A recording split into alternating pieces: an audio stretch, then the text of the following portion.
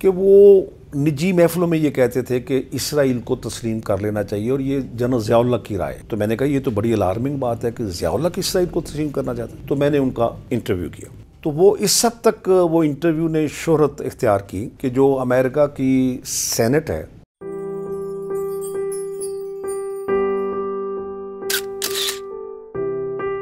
بے نظیر بھٹو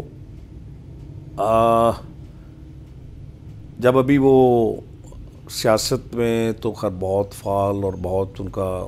شہرت تھی. ظاہر ہے بھٹو صاحب کا حوالہ پھر وہ بہت بڑی لیڈر تھیں لیکن اقتدار میں ابھی نہیں آئی تھیں. تو 88 سے پہلے کیونکہ 88 میں وہ وزیر اعظم بنی ہے, ان کا میں نے کراچی جا کر انٹرویو کیا تھا. تو اس حوالے سے مجھے یہ یاد آ رہا ہے کہ انہوں نے وہ انٹرویو ریکارڈ خود کیا اپنے ٹیپ ریکارڈر پر, اور میرے انٹرویو کے دوران ایک اور صاحب سندھی اخبار کے ایڈیٹر وہ آ گئے حیدرآباد سے, انہوں نے بھی انٹرویو کیا اسی وہ مطلب کیسٹ میں. تو انہوں نے پھر میرے والا جو حصہ ہے مجھے کاپی کرا کے دیا اور جو اس کا حصہ تھا وہ اسے کرا کے دیا. اور دوسرا یہ ہے کہ انہوں نے ریکارڈ کیوں کیا کہ وہ مطلب احتیاط کی میں نے بات محسوس کی کہ کوئی بات جو میں نے کہی نہ ہو وہ اس میں کوئی شامل نہ ہو جائے. ویسے تو الحمدللہ میں نے کبھی بھی جتنے بھی میرے انٹرویو ہیں کبھی اس کی تردید نہیں آئی, لیکن ان کی احتیاط جو ہے وہ اپنی جگہ. اچھا, میں نے بھی اپنی ڈائری پر ان کا وہ دستخط لیے جس دن وہ انٹرویو کیا. بعد میں کراچی میں ہی فضل الرحمان صاحب آئے ہوئے تھے, مولانا فضل الرحمان صاحب. اس وقت وہ سیاست میں ابھی اس درجے پہ تو نہیں تھے. بہرحال ان سے ملاقات ہوئی تو ان سے بھی میں نے کچھ چند سوالات کیے. تو وہ ڈائری پر میں نے جو اپنے پروگرام لکھا ہوا تھا کہ نیکسٹ میں نے کل ملنا ہے, تو وہ میں دیکھ رہا تھا. تو وہ دیکھ کر وہ بھی کہنے لگے کہ یہ دستخط آپ نے بے نظیر اور تو کسی سیاستدان سے نہیں لیے. تو میں نے کہا جی میں نے بھی احتیاطاً اس لیے لے لیے ہیں کہ وہ یہ نہ کہے کہ میرا انٹرویو کسی نے نہیں کیا, مطلب کوئی اس طرح کی بات. پر ایک اور میں بات انٹرویو کے حوالے سے آپ کو پیش کرنا چاہتا ہوں کہ ایک اس درجے کے سیاستدان تو وہ نہیں تھے. پیر محمد اشرف ایک نام ہے جی, کبھی ان کا تعلق جماعت اسلامی سے تھا, لیکن ایک عجیب واقعہ ہوا کہ جب وہ اس دور میں پی این اے مطلب یہ بھٹو صاحب کے دور میں وہ جو 9 جماعتوں کا اتحاد تھا اپوزیشن کی, اس کو کہتے ہیں پی این اے, پاکستان نیشنل الائنس یا پاکستان قومی اتحاد. تو پیر اشرف صاحب بھی جماعت اسلامی کی طرف سے اس کی کوئی اجتماعی میٹنگوں میں شامل ہوتے تھے. تو ان پر چودھری ظہور لائی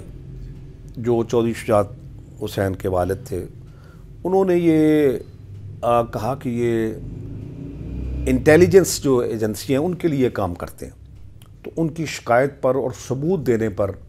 ان کو جماعت اسلامی سے فارغ کر دیا گیا تھا. لیکن بڑی عجیب بات آپ کے لیے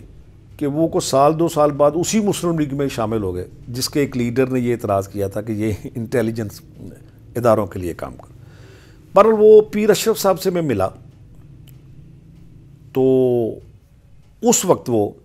ضیاء الحق نے جو مجلس شورا بنائی تھی اس کے ممبر بن چکے تھے. جنرل ضیاء الحق نے جو مجلس, اور ہمارے سیالکوٹ کے خواجہ صفدر صاحب وہ ایک فوجی ڈکٹیٹر کی جو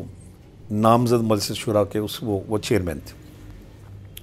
تو پیر اشرف صاحب سے میں نے انٹرویو اس حوالے سے کیا کہ وہ نجی محفلوں میں یہ کہتے تھے کہ اسرائیل کو تسلیم کر لینا چاہیے اور یہ جنرل ضیاء اللہ کی رائے ہے. تو میں نے کہا یہ تو بڑی الارمنگ بات ہے کہ ضیاء اللہ کی اسرائیل کو تسلیم کرنا چاہتا ہے. تو میں نے ان کا انٹرویو کیا. وہ انٹرویو کہنے لگے بھائی پتہ نہیں آپ یہ چھاپ بھی سکتے ہیں یا نہیں جو میرا موقف ہے. میں نے کہا جی جو آپ کہیں گے وہ چھپ جائے گا. تو اس وقت ایک ڈیلی وطن لندن سے اخبار شائع ہوتا تھا, جنگ اخبار بھی لندن سے شائع ہوتا تھا, ایک ڈیلی وطن. تو میں اس کے لیے کام کرتا تھا. تو میں نے وہ انٹرویو اس اخبار میں بھیج دیا, وہ اس میں چھپ گیا. اور کوئی نمایاں طور پر بھی نہیں کیونکہ پیر اشرف کوئی اتنی بڑی شخصیت نہیں تھے, صرف وہ ایک موقف کی بات تھی.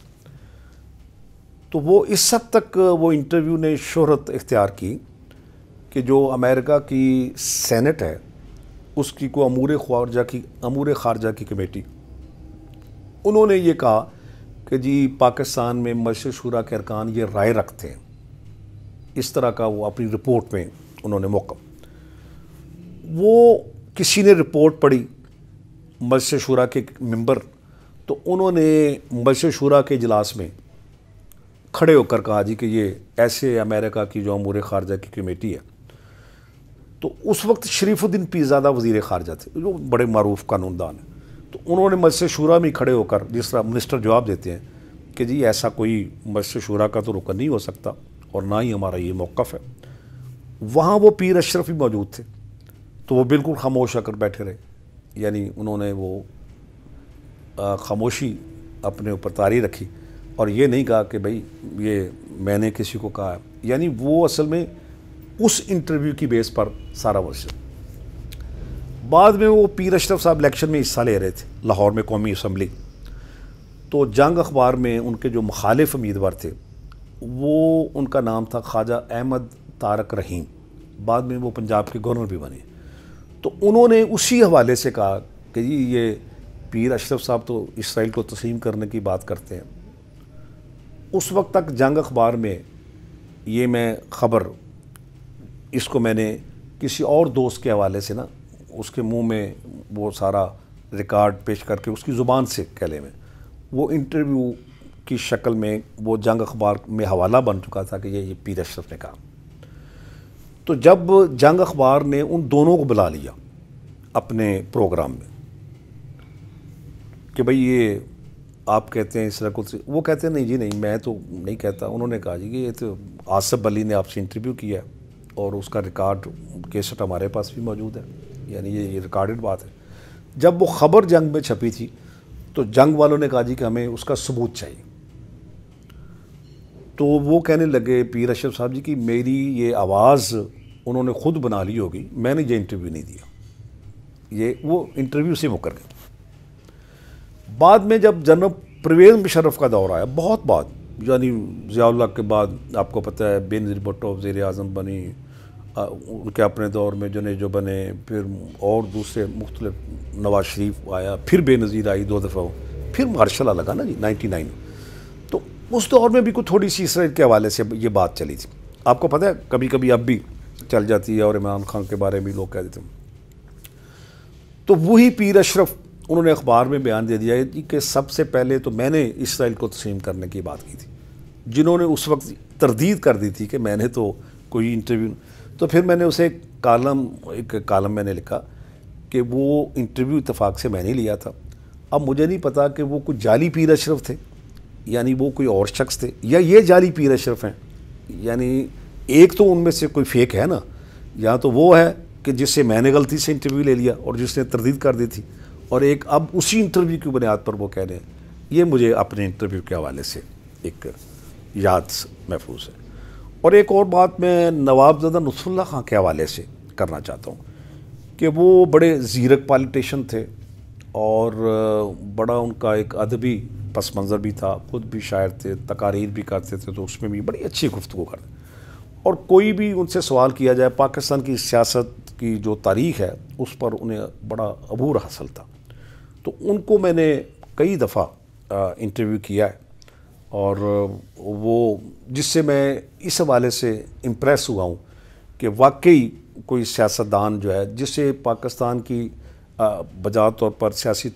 تاریخ پر عبور حاصل ہے، اور جو وہ بات کہنا چاہتے ہیں اس کے لیے وہ موضوع الفاظ وہ ان کے پاس ایک انبار ہے کہ یعنی انہیں کوئی دقت نہیں ہوتی۔ ہمارے سیاستدان تو بات کرتے ہیں نا تو وہ صحافی بعد میں یا ادیب جو ہے وہ اسے ذرا کانٹ چھانٹ کر اچھی زبان میں پیش کر دیتا ہے، ادروائز ان کا جو انداز ہوتا ہے اس میں سادگی کہہ لیں یا وہ الفاظ کا چناؤ وہ اتنا اچھا نہیں کر سکتے۔ تو لیکن نواب نصر اللہ خان وہ اس کا وجہ شاید یہ بھی ہے کہ وہ اپنے